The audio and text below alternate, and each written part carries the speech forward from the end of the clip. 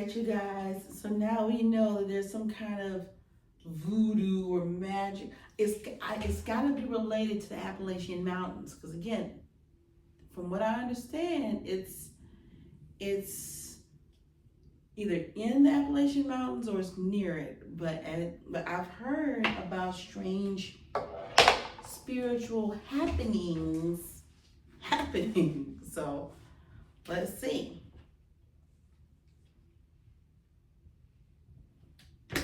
A few days had come and gone since that bizarre dream Brady had. It was not a dream, it was happening. Yet he was still troubled by how specific details got into his book without recollection of writing them down. For the past few days, he hasn't had any of that happening while writing. He decided to keep what was on his manuscript that he found with no memory of writing, just in case he wanted to keep it for the story.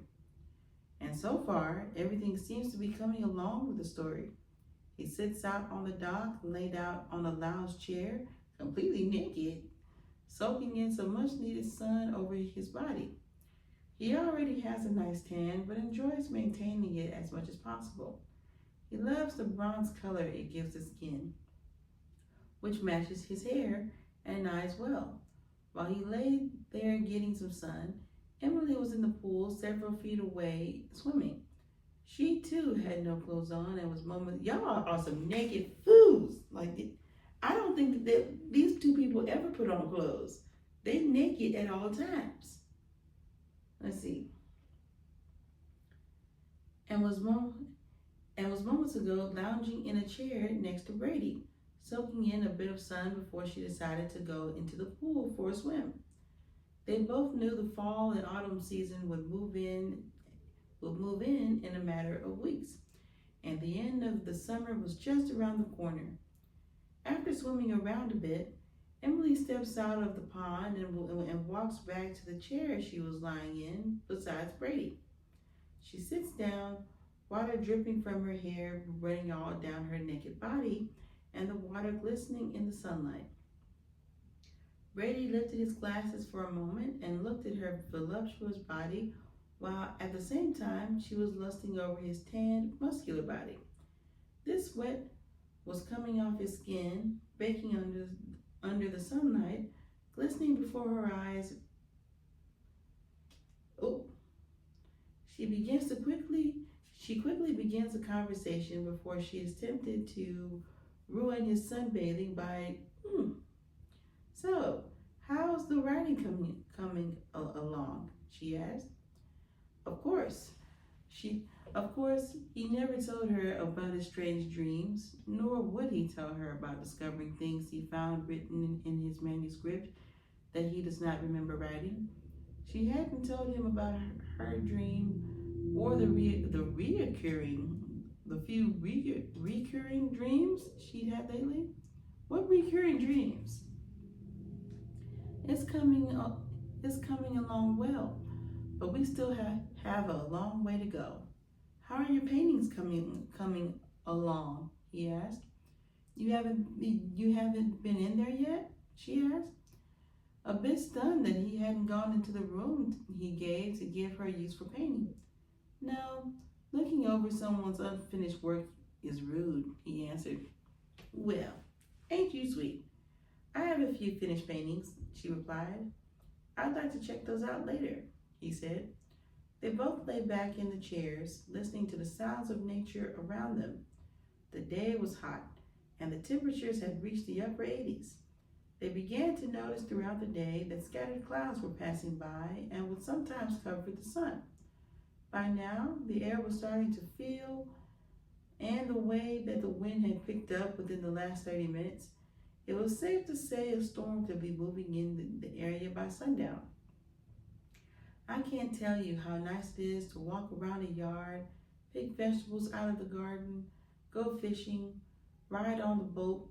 So many things outdoors completely naked without neighbors nearby," Emily said, breaking the silence that was going on between them. Brady looks at her with a smile. "Yeah, you are right. I've always enjoyed cooking and cleaning in the nude," he responded. Emily leaned up and grinned at Brady. "Me too," she replied. Late in the day, just as the sun was setting below the tips of the mountains, darker clouds were beginning to roll in, and not far off into the distance from out of the valley they were in, an echo of thunder could be heard coming off the mountains. It was a matter of time before a storm was about to roll in on them. Emily, wearing only a long white shirt draped down to her hips, was barefoot in the garden, picking up a few vegetables to take inside before the rain moved in. Brady runs over and joins her, still completely naked. He never wore anything throughout the entire day, which Emily didn't mind, nearly the whole time there. They'd wear hardly anything to nothing at all. He helped her gather some vegetables ready to be picked from the garden. While they were doing that, they could feel drops of rain moving in on them. It was like pebbles at first, for a few moments before the droplets of rain got bigger and were coming down much quicker. They knew within minutes the dark clouds were above them. They were about to unleash heavier drops of rain. They both go inside the house through the back door with baskets full of picked vegetables from the garden. And just as they go inside the house, the skies open up and the rain comes down harder, followed by roaring sounds of thunder echoing off the mountains throughout out the valley. Once inside, they can no longer resist the urges they carried throughout the day.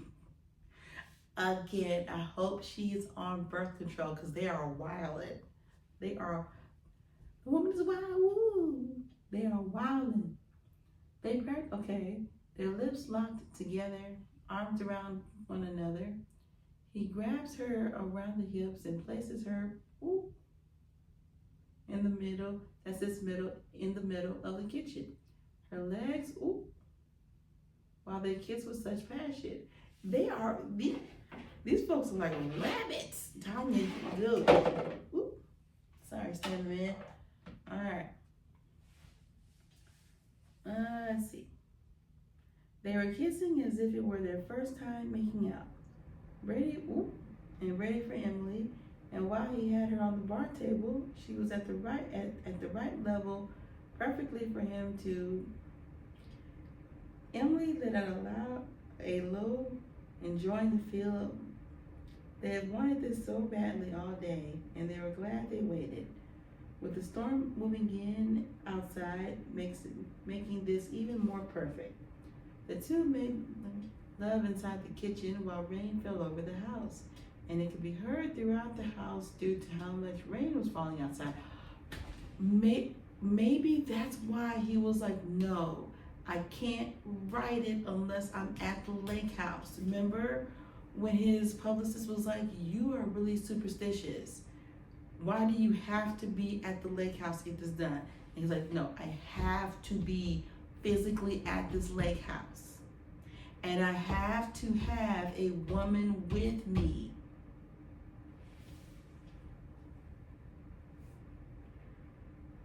Ooh. The sounds of thunder clashed outside, not realizing they were being watched. While Stan stood in the doorway leading into the kitchen from the dining room, he stood there watching, almost as if there was a hint of jealousy within his eyes. What started in the kitchen ended in the bedroom. They went from the kitchen into the dining room before going upstairs into the bedroom.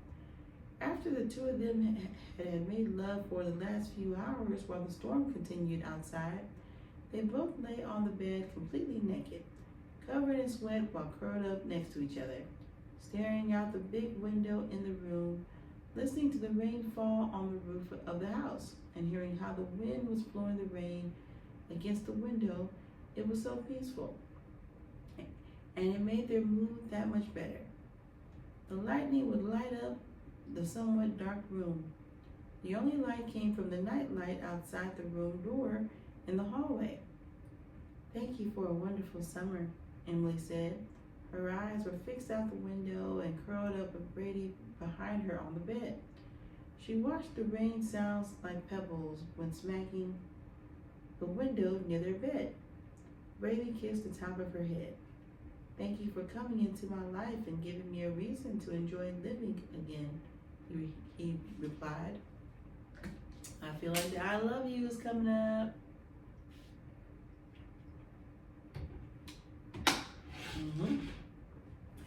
She could hear it in his voice. She knew Brady was in love with her. There was no questioning that. And by his actions, since she had known him over the last several months. Emily faces Brady and kisses him at the top of his nose. I want to live here with you forever and ever.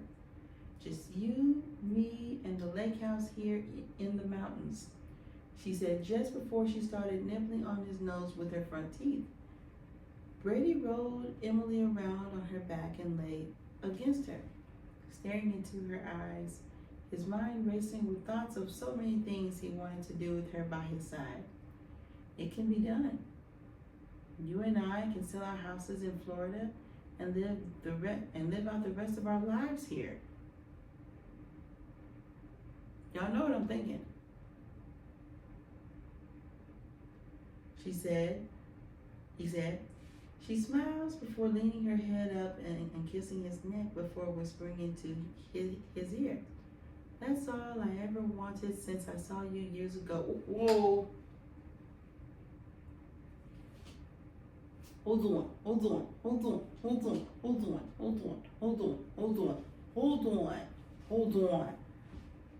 Since I saw you years ago.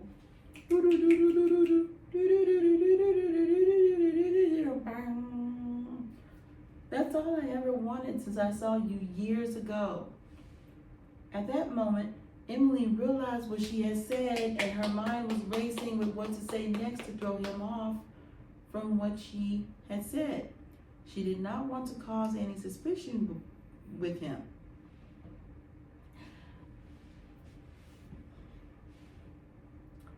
What did you say? Brady asked, looking into her eyes. He had a faint smile, causing her to believe he had caught on to a mistake she had made. I'm sorry. Just being with you these past few months makes me feel like I've known you for years, she explained, hoping to throw him off the mistake she had made with what she had said. I feel the same way, he replied. You ain't questioning it? What is going on? Stan is about to be on your ass because I'm on your ass. You not gonna question that? What she said? She said, that's all I ever wanted since I saw you years ago. Since I saw you years ago. So she has been stalking this man. Okay.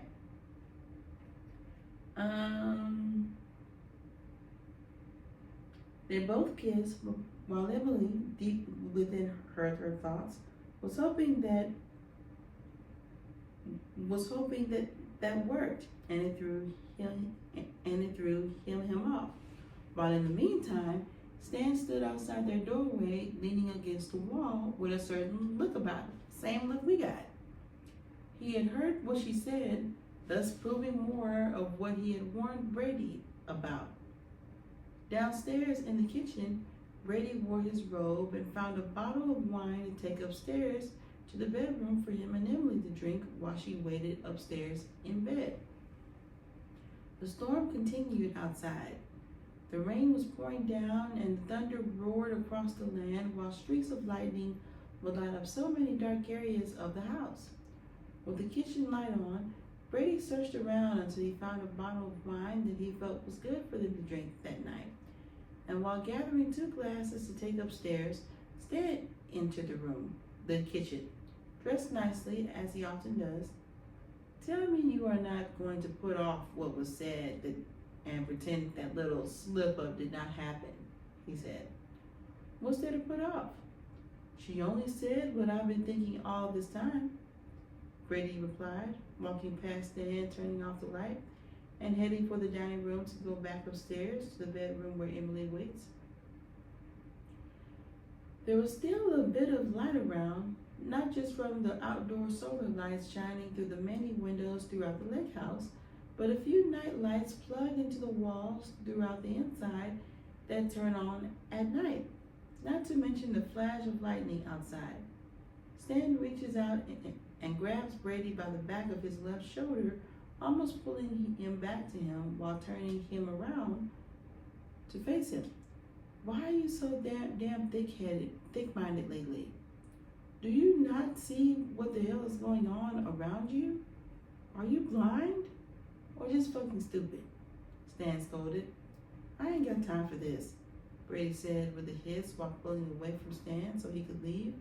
Stan watches while Brady heads up the stairs. Go ahead and leave. Continue with this bullshit. I'm in a love saga. You've seen things already that cannot be explained, yet you're still ignoring it, Stan explained.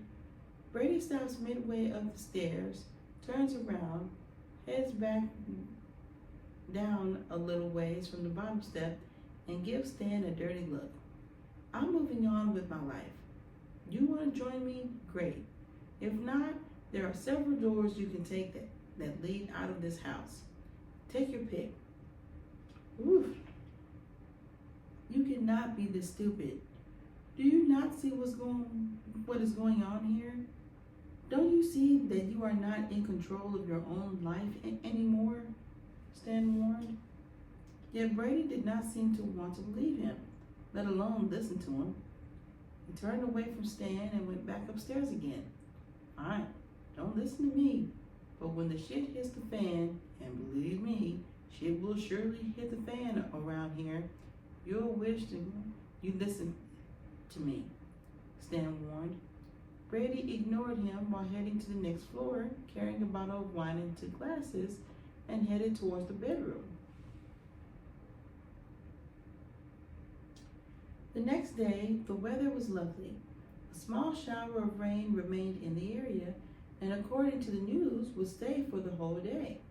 On and off showers, but no storms were said to be in the area. Temperatures would only reach in the upper 70s or early 80s. The on and off showers throughout the day felt nice while Brady and Emily were out and about throughout the yard, walking around half-dressed this time. The rain was not falling hard by any means. It was a soft shower with a nice breeze. Brady and Emily did not let the rain deter them. They took one of their paths together, leading through sections of the woods that would bring them to a section of the lake. It had such a peaceful sound through the woods, the various trees and brush, and the rain falling gently onto the leaves from atop the trees to the lower brush. Some random wildlife critters could be spotted while on the trail, on the way to the lake, walking and holding hands, not saying too much to each other, allowing the other to take in the peaceful, gentle falling rain. When they reach the lake, they sit on the wet ground together. It wouldn't have mattered that they were slightly wet to begin with. They both stare out across the lake. A peak of the sun shines through a few spaced out clouds now and then, but the area remains more covered in clouds. They are not dark, stormy clouds, but more gray. They sat there, staring across the lake. Even on a rainy day, it's still peaceful and beautiful out here, Emily mentioned. One can easily forget about the responsibilities and such out here, too, Brady responded. Hard to believe summer is almost gone. It's been a fast year. I guess we've been so distracted with getting to know each other and witnessing our love grow. Who said this? Wait a minute. Our love grow. That we lost track of how fast it all came and went, said Emily. Well, okay, love. Okay, she was the first to technically throw that word love out there. I'd be like, no, you've been watching me for a year? For years? Did she say years or year? Years, plural. Okay. Brady shakes his head in agreement before responding. It was still the best summer I had since. I don't know. It's been years? Same here. It was very memorable, and I hope to share more upcoming summers for years to come with you, she replied. After silence, they sat with their arms around each other, staring across the lake. There is something I want you to do for me later, Emily asked. If possible, I'll do what I can for you, he replied.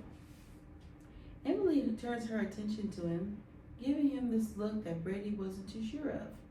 It was almost bothering him. What could this something be that she was asking for?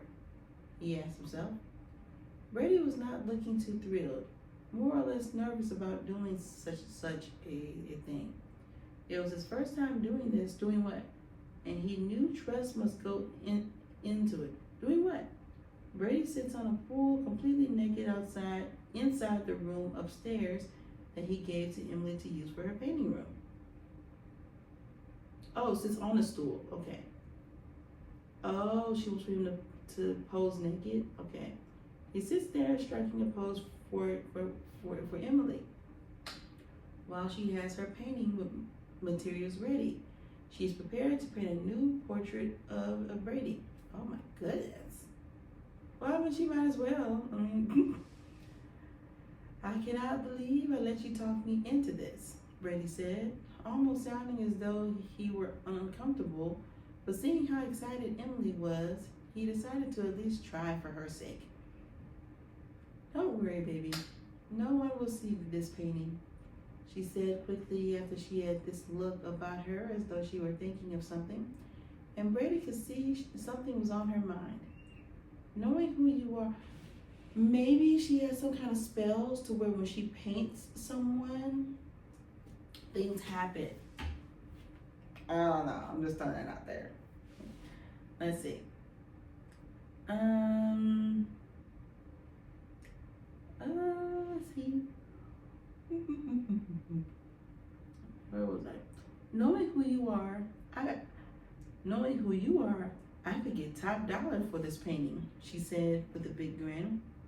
Not funny, Brady replied with a hint of nervousness in his voice. Relax, baby. I'll split the money with you, she laughed. Brady stood off the stool to walk out while Emily laughed and called him back, assuring him she was only joking. That's not funny, he replied, watching her laugh while trying to persuade him to sit back on the stool so she could paint a new portrait of him. He finally sits down and gets back into this pose she wanted him to do while she paints. You are very self-conscious, aren't you? She asked. It's not that. Too many people know me. I still have family out there who don't need to see all this, he replied. She giggled a bit before getting serious about her painting. She knew he was nervous about it, so she painted his portrait. During her painting, he sat there, still a bit nervous, remaining in the posture she wanted. He only did this for her. He loves her and wants to do anything he can. While sitting there, as time ticked away, she continued painting it. It turned out great. She was thinking while doing her thing on the canvas before her. While she painted, he sat there and waited until his counterpart Stan came walking in, dressed up nicely, this time in a black suit, before walking right up behind Emily, who continued to paint Brady's portrait. Brady was unsure what Stan was up to. However, he had this look about him. His eyes didn't quite look right, and he looked as though he were filled with rage. A word was never spoken, even as Stan approached Emily from behind. He pulled out a gun he had tucked away inside the suit coat he was wearing. It all happened so quickly that Brady never saw what kind of gun it was, but he pointed it right at the back of Emily's head. He fired a shot that entered the back of her head and exited out the front of her forehead, killing her instantly, and her lifeless body fell to the floor. What the fuck did you do? Brady shouts, jumping from the stool he had been sitting on. mixed with so much emotion that he is scared, angry, and heartbroken. He couldn't calm himself down from being hysterical.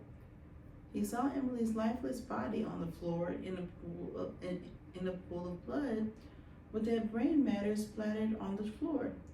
Shut the fuck up, Stan demanded, and Brady, while pointing the gun now at him. He was tired of hearing Brady screaming and panicking. You fucking knew this was coming, asshole. What? How could you? I mean, how can you? Brady asked, quickly losing his mind at the sight before his eyes. He could still hear the ringing throughout his ears from the gunshot. He did not understand how Stan could do that literally when he was but a figment of his imagination. This was downright impossible, and Brady knew it. Let me guess. Are you wondering how this is possible? How I, your imagined counterpart, harm someone for real? Stan asked. Brady takes a few steps towards Emily's body on the floor before he is threatened with a gun, while Stan walks up on him this time and practically shoves him to the floor. Stay down. Don't you dare move unless I say so, he demanded, pressing the end of the gun against Brady's forehead. Brady still could not see exactly what type of handgun he was wielding, much less where he got it. Brady was in tears, full of emotion. He was scared for his life, yet so perplexed at how this was going down. He could not get it out of his head. Someone created through his mind could suddenly take over in reality. I tried warning you, but you would not listen to me. I kept telling you that something about her cannot be trusted. I warned you to not bring her to the lake house, Stan argued. Stan removed himself from atop of Brady, but kept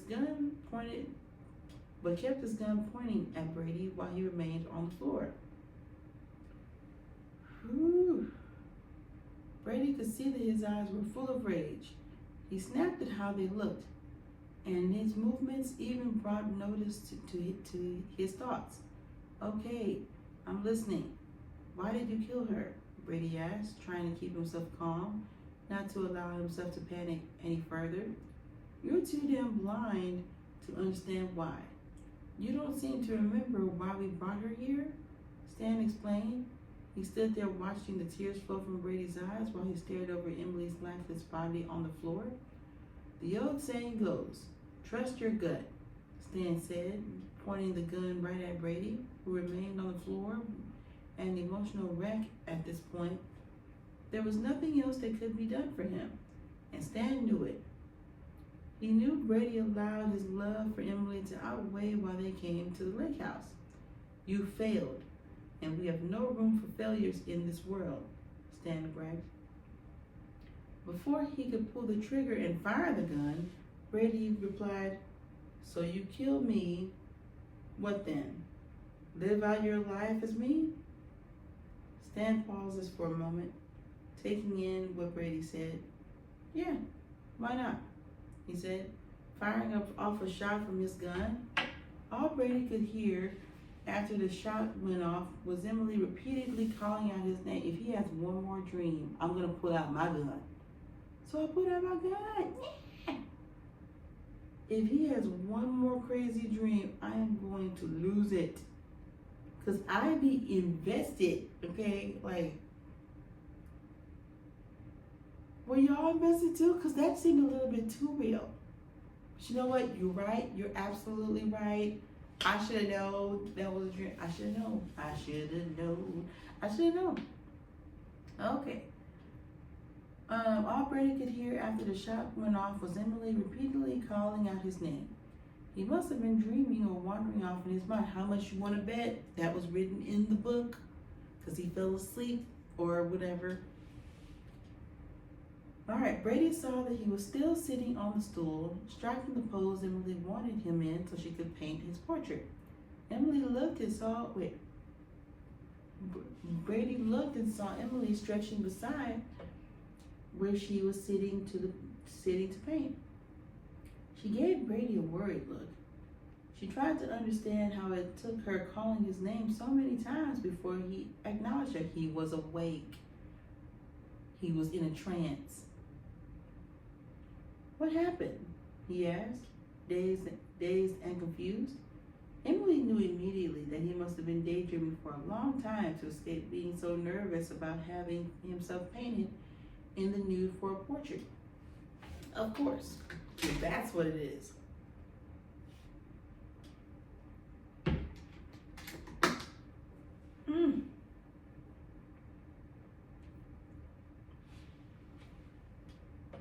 I finished the painting. Come and see, she said, giving him a worried look while watching him get off the stool. He staggers up a bit before he made his way over to the painting she had done, and it came out great, he thought. You okay? She asked, walking over and standing beside Brady with a concerned look. Yeah, I'm fine. I guess I fell asleep somehow, but the painting you did is great, he replied. The painting she had done of him had such a definition. It was so well put together. He could not believe how well she had done with it in the amount of time it had taken her. She could see he was sweating, so she placed her hand over his forehead to see if he was running a fever. He felt warm, but he didn't feel overly warm. You sure you are okay? She asked again. He grabs her hand and gently lowers it from his forehead. Honey, I am fine. I guess it's the writer in me that daydreams so much. She did not want to push this any further and possibly upset him. She knew something was going on in his mind, something he did not want her to know about, and she thought he might share it with her sometime later. Y'all.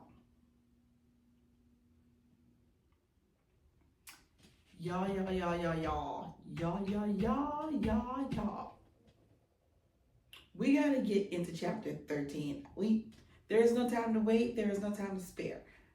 Like, comment, subscribe, all the beautiful things. See y'all in chapter 13. Peace.